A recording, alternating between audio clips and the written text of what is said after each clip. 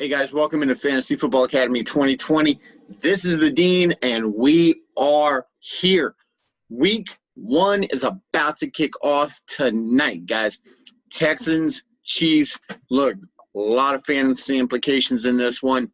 But look, we're going to open up today's show with a little something special that I found last year just before the season started. If you guys don't know this guy, you need to go find him, okay? This is – let me pull this up here. This YouTube video is absolutely phenomenal. This is Trey Kennedy. If you don't know about him, you better find out about him. Enjoy, guys.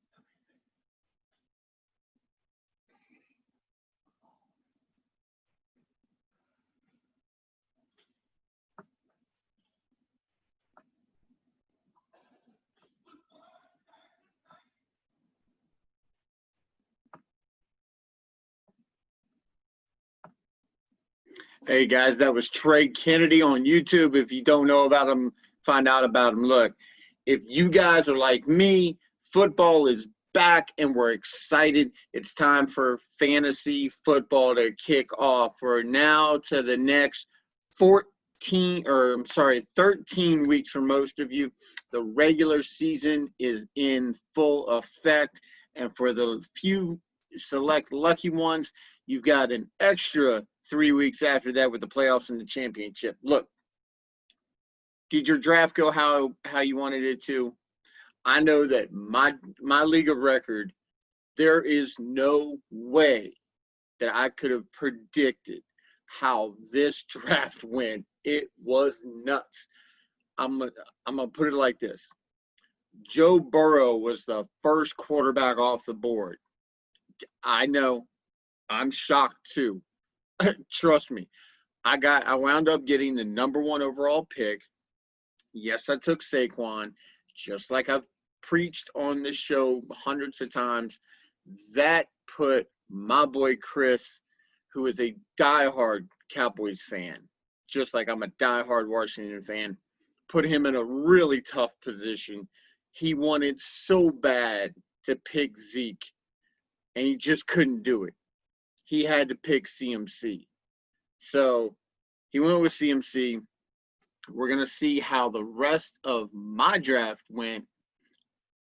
I'm going to show you guys my league of record. Here we go. So this is my league of record right here, guys. You see Lamar Jackson. I got him in the second, and I came back in the third with Kelsey. So I did the Kelsey Lamar Jackson combo. And I know you're thinking, but Dean, you didn't go running back. You didn't go running back, wide receiver. Well, look, guys, this is what happens. And when I told you guys, you have to go with what the draft gives you. Look, this draft was out of control. It was running rampant. The guys were making picks that I wouldn't have even dreamed of. So there were some guys that I wanted. You see there, I wound up getting scary Terry McLaurin. And the way that I worked my draft this go around is I had to go running back, and then wide receiver on rounds 4, 5 with the running back. So I jumped up. I got Raheem Mostert. I got Kareem Hunt. I was able to get Hunt in the 5th. Then I came back around with the 6th, got Terry McLaurin and DJ Chark. Look, I know that these guys really don't seem like they're the big names. They're not the Julio. They're not, the D-Hop. They're not the Devontae Adams. But look, when you look at guys like this, you're looking at them and you're going, okay, who is the number one on this team? The ball's got to be thrown somewhere. Washington is going to throw this ball a lot. So McLaurin is the only guy there. Then you got DJ Chark in Jacksonville. Look, that defense is horrible. So they're going to be throwing the ball all over the place. They're really big on Minshew. So with him running around, this is going to be playground football, a la Arizona with Kyler Murray. Now, don't get me wrong. I'm not comparing Kyler Murray and Gardner Minshew. They're two totally different things right now. The only thing they have in common is that they are mobile and they play quarterback. That's it. Okay. I would take Kyler Murray over Minshew in a heartbeat. No questions asked. Okay. So we're going to go down the board. We see, I got Stafford as my backup. Yes, I did draft a backup. I just really, really wanted Stafford. You see my starter, of course, Jackson. But I have really high expectations for Matt Stafford, and I'd rather have him rotting on my bench than being used against me, especially since I've got Lamar. I have full confidence in Lamar. But if something happens where he gets hurt, I have a legit fantasy stud in Matt Stafford. You also see that I went out and got Antonio Gibson. I was able to get Gibson pretty cheap. Same thing with basically the rest of my roster. These guys were just absolutely on the cheap, and I need to make some adjustments here. I will not have Kareem Hunt as my flex. It will be Juju. So Juju is going to be in my flex position. Playing the Giants. Look, the Giants secondary, they got a little help, but for the most part, it's highly questionable at various spots. So Anthony Miller there. I had missed out on Allen Robinson. I believe my wife's team got him. So I know she wound up choosing for herself the 4th position, and she made out pretty well. So down here, I got Robbie Gould from San Fran, and yes, I got Baltimore's defense. Look, with the addition of Calais Campbell from Tennessee, I absolutely think that defense is going to once again be phenomenal. So that is my team for League of Record. I will be posting the rest of the league on Twitter, so you guys go and look for me. It's at Fantasy Dean 20 on YouTube. So, hey guys, so at Fantasy Dean 20 on the Twitter. If you haven't subscribed yet, down the bottom, subscribe, like, and share for me, guys. Like I said, we got Texans Chiefs coming up, and we got a lot of fantasy implications. The biggest question for me is nothing to do with the Chiefs.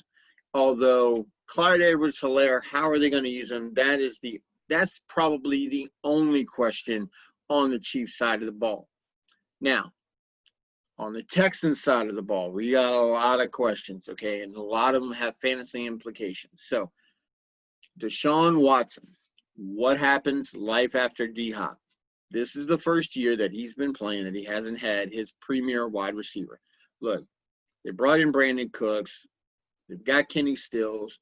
They've got Will Fuller. Anybody like my wife who had Will Fuller last year, look, he got hurt left, right, center, and she wound up dropping him. She picked him up. He had flash games. He had games where he was just blowing people out, and then he had games where he just disappeared. So what are we going to get with the Texans wide receiving core? Here's the next question. Carlos Hyde, over 150 touches vacated. Biggest vacated touches in the league. In steps David Johnson. DJ is in Houston. What's going to happen? We know how he has been. We know he has been a fantasy beast. He's been a fantasy stud. He's been absolutely a train wreck for opponents. But he's a little older. He's on a different team. We're really not sure how Bill O'Brien's going to be using him in this offense.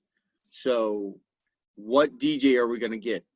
I'm going to find out because I actually drafted David Johnson in another league that I have. And we'll go ahead and pull that one up now. This one was a 12-team league, and I drafted 12. So I got the extreme here, guys. I got my league of record. We had 10 guys. I drafted first. My second league, I drafted 12th in a 12-man league. So let's get this up here. I want to show you guys what happened for my other league. So here's my roster for this league. This league went a lot smoother than my league of record. My league of record, when I tell you guys that I know what it's like to have a bunch of guys who I know absolutely nothing about traditional drafting for fantasy football, this was my league of record. These guys were drafting all over the place. They were taking kickers in the 9th. So it was just crazy. This one, a little easier. You'll see a couple of familiar names from my other league.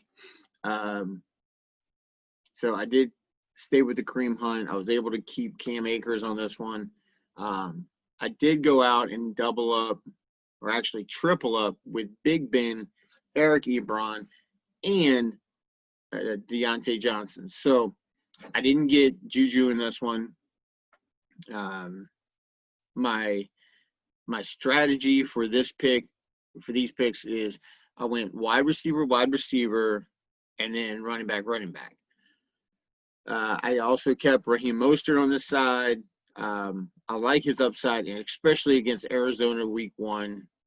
I mean, come on, how can you lose? So strike that. This fantasy football, you can lose any kind of way. So, but yeah, so I was able to get Julio and Devontae Adams, sorry. Behind that, I was able to get Raheem Mostert and David Johnson. I picked up Marvin Jones, didn't get Golladay, but Marvin Jones is a touchdown beast. Okay. He had, I think, 9 touchdowns last season on fewer touches without Matthew Stafford, okay, for half the year. So that's nothing to worry about there. David Montgomery, I was able to get him on the cheap. A lot of people, he was falling in a lot of drafts, and when he falls, you're getting a number one RB1 for basically the price of a bench player. Okay, so you can't pass that up. Alexander Mattison, A.J. Dillon. A.J. Dillon was actually my dead last pick. He was Mr. Irrelevant for this draft. And you see down there the percentages of people starting on the far right.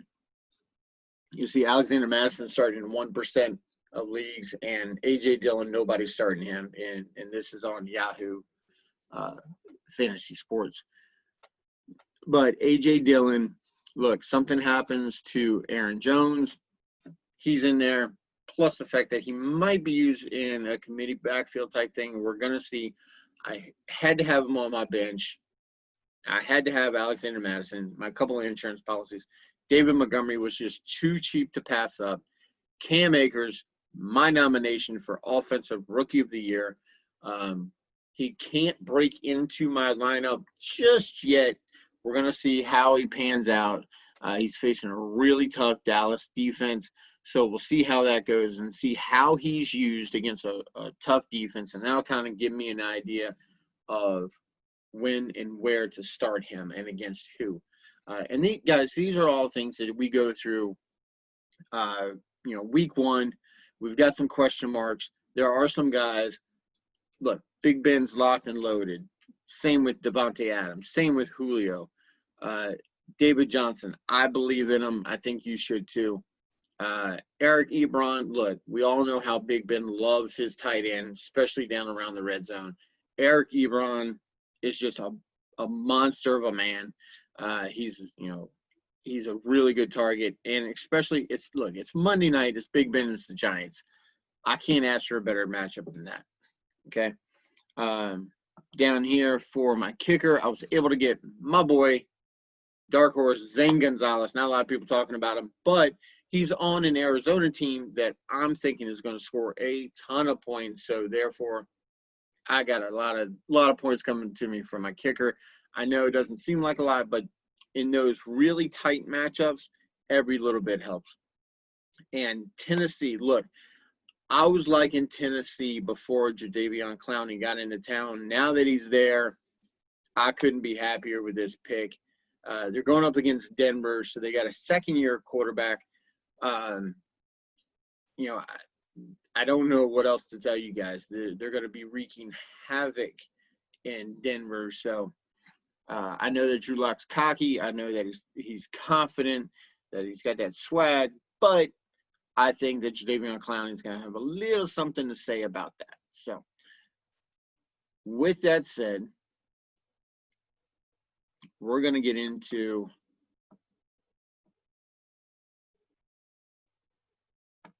sorry, guys. I was looking for the right button. So we're going to get into a little something from a buddy of mine, Pez, on YouTube. He sent me his roster and would like my opinion on how he did in his draft, all right? So what we're going to do is I'm going to pull this up, and I'm going to read you guys what he's got. So here's how he did in his league that he drafted. So let's get this going, guys. So we've got – trying to figure out a good place to put this. There we go. All right, so round 1, you got Saquon. Round 2, you got Josh Jacobs. Look, how he wound up with Josh Jacobs in the second, I don't know. But as far as a kickoff, that's a really good start, Pez. So I'm liking that. Um, third and fourth round, it looks like he went wide receiver, wide receiver, wide receiver from the third, fourth, and fifth round. Okay. Only thing I can tell you there, I would have probably thrown in a decent running back, because when we get to round 7, Godwin, look, if there's one Tampa player that's actually worth the hype, it's Chris Godwin, okay? I'm not big on Mike Evans just because I don't think that Brady has got it in him, plus the fact that he's going to be under pressure a whole lot, okay? So Chris Godwin is going to be the go-to guy. Adam Thielen, look, he's got the chemistry with Cousins, and I don't know who else your options were there. I see that Juju was in the 5th round. So I imagine that there was a couple of other guys that you could have gotten that maybe have a bigger upside than Thielen. But as far as stability, you got the stability right there with those 3 picks between Godwin, Thielen, and Schuster. Look, Juju is going to ball out. He's got Big Ben back, and they're just going to go to town, especially against the Giants in week 1. So, taking Russell Wilson in the 6th. Look, I like the pick. I love Russell. Mr. Unlimited. So, if you don't know about that, he's calling himself Mr. Unlimited. He's trying to, Russell Wilson is not the flashiest of quarterbacks. He's not he doesn't have the most bravado. He doesn't have the cocky swag to him, but he gets the job done, and he gets it done above average. Okay, way above average. So I like the Russell Wilson pick. I think it's a good, solid pick for you. Now, you took Le'Veon. Look, I've preached and preached and preached against Le'Veon. Good luck with him.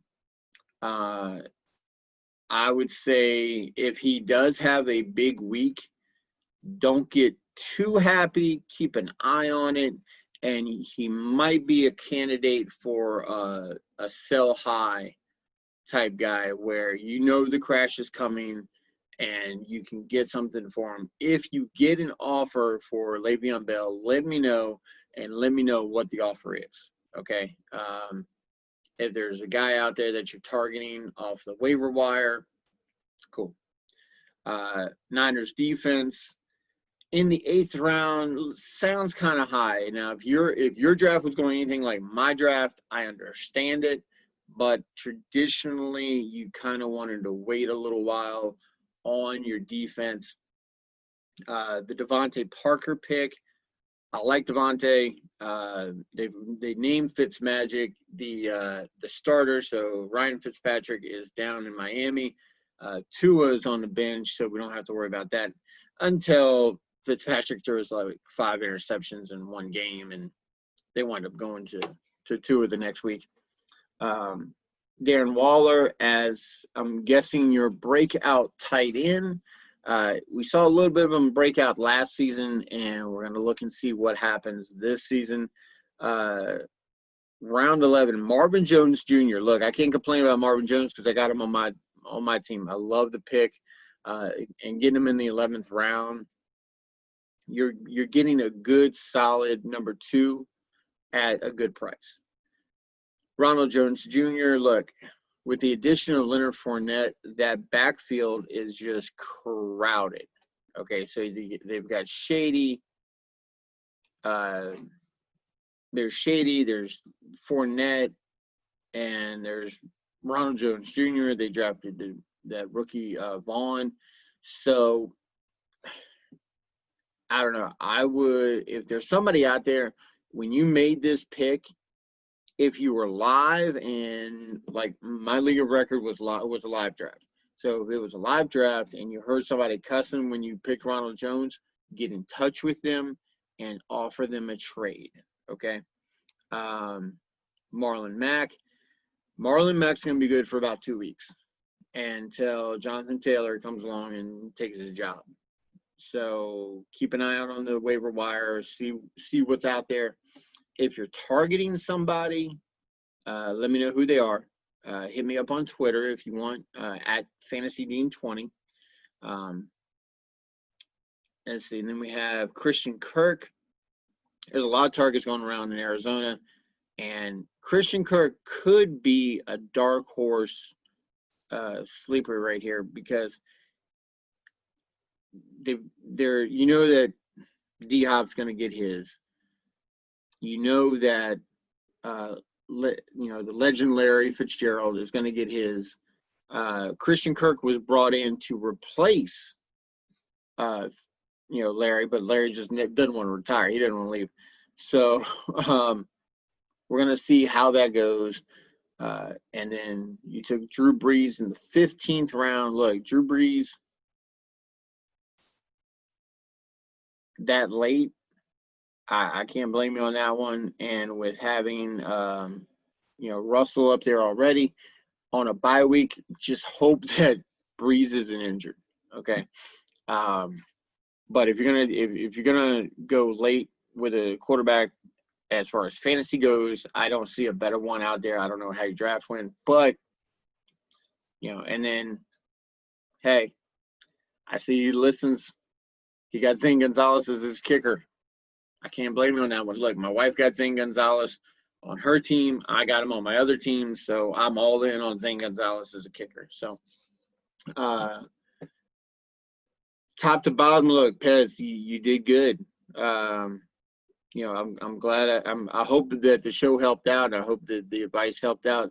Like I said, as far as the picks on here, there's two that I could probably see you ditching. That would be Le'Veon and Ronald Jones. Yeah, Ronald Jones.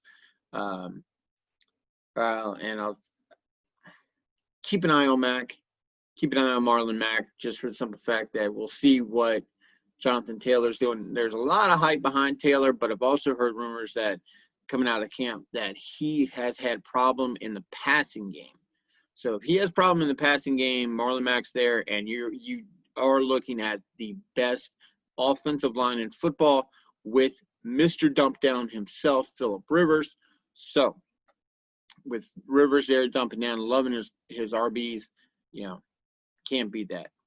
So look, guys, we ran down some fantasy, ran down some rosters. We're getting ready to kick off the season. I want you guys to reach out to me. I want you guys to look on Twitter. I want you to go to at FantasyDean20. Let's blow up Twitter. Let's break this thing, okay? I want you guys to hit me up with your rosters. See what we got, what we're working with this year. Keep an eye out, because, like I said, we'll be posting, my league record on Twitter as well. I want you guys to vote and see who won, who lost, who could have done a lot better. Okay, so remember, D-Money is going to be my opponent for week 1. So D-Money, you out there, I'm coming for you. Coming. He went out and he took Alexander Madison in our draft, stole him away from me. But I'm coming for you, brother. I'm coming. So we'll see how that goes. It's going to be the teacher versus the student in week 1. So something to look forward to. I love it. Look, guys, it's here. It's happening. Fantasy football is about to get crazy. And what we're going to do, we answered some questions here. We threw some questions out that have to be answered for tonight's game. What I'm going to do tomorrow we're going to break down the rest of week 1 and give you guys some guys that you probably want to hold off on starting, and guys that you definitely should start. Okay, so for Fantasy Football Academy 2020, this is the Dean.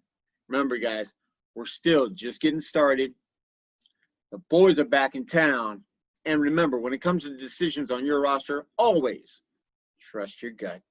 All right, guys. Love you guys. Have a good one. Take care of each other. Remember to mask up if you're going out. I will see you tomorrow after the first NFL game of the year. Chiefs, Texans, Thursday Night Football. Don't miss it. and keep those rosters healthy.